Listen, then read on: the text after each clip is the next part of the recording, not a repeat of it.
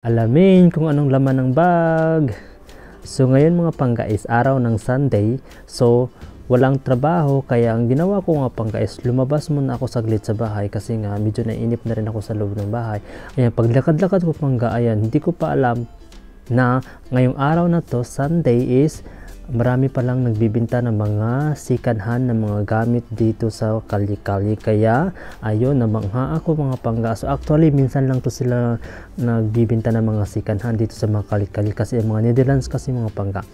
Pag araw ng mga bilihan ng mga pag-araw ng yung may time kasi sila na nagbibinta ng mga second-hand ng mga gamit nila sa kalsada at binibinta nila halos mura na lang. Kaya ang ginawa ko mga panggayan, so naglakad-lakad ako, baka may mahanap ako, mabili ako mga something na gusto ko. So kahit ano-ano na lang binibinta nilang pangga, kung yan kagaya ng ganyan, mga buti-buti o mga flower base. So mura na lang yung mga pangga, so binibinta nila yun ng mga cents na lang yan mga pangga. So kung gusto mo mamili ng mga damit, mayroon din mga pangga, marami din kung anong gusto mo. So ayan mga pangga, gaya ng mga ganyan mga buti, so dinidisplay nila yan. So mga cents lang yan. Pagkatapos yan, naglakad-lakad muna kami, nag-ikot-ikot muna ako dito sa loob ng sentrum lang naman pangga. So pagdaan ko dito, ayan, so medyo na-actor ako dito kasi maraming flags. So dito na yan sa likod ng bahay namin. So kahit ano-ano mga items ang binibinta nila, lahat yan puro mga second hand.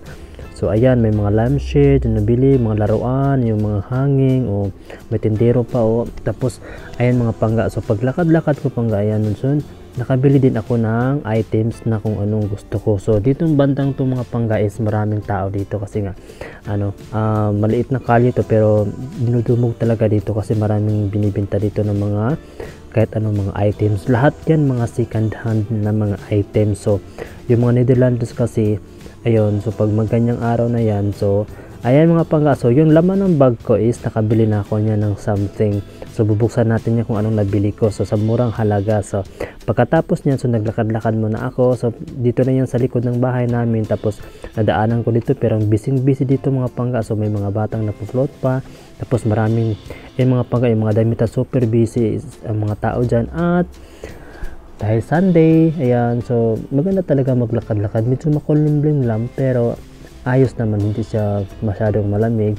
So yung mga tao kasi pag ganyang oras, ayan, nasa labas din sila naglakad-lakad, ay namamasyal.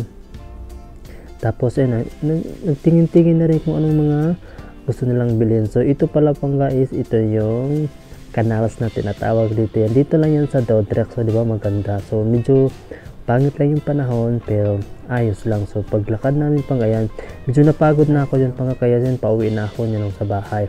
So yan pala yung may nakita akong McDonald's. So actually hindi na ako kumain yun kasi kumain ako ng kahapon sa McDonald's din. So ayan, pauwi na ako ng bahay. So pag uwi ko ng bahay mga pangga, ayan, so pag uwi ko ng bahay pangga, yung bag na yan is 50 cents euro lang pangga. So nakabili din ng camouflage na jacket, 50 cents din yan mga pangga, at saka yung hoodie na jacket 50 cents lang din. So 1.5 cents lang, 1.50 lang cents ang nagastos ko. Ayan, salamat mga pangga, and God bless.